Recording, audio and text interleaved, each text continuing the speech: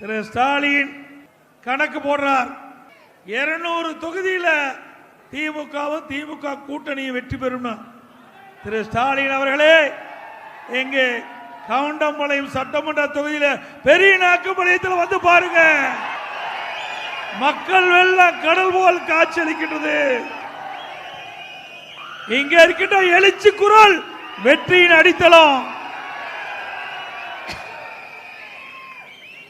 ஏதோ நாடாளுமன்றத்தில் வெற்றி பெற்றோன்னு இருப்பாப்புல பேசிட்டு இருக்கார் ஸ்டாலின் அவர்கள். ஸ்டாலின் அவர்களே, 2019 நாடாளுமன்ற தேர்தலில் வெற்றி பெற்றீங்க. அடுத்து வந்து 2021 சட்டமன்ற தேர்தலில் அண்ணா திமுக தலைமையிலே அமைக்கப்பட்ட கூட்டணி கோவை மாவட்டத்திலே 10 இடங்களில் வென்று வரலாற்று சாதனை படைத்தது. மறந்து விடாதீங்க.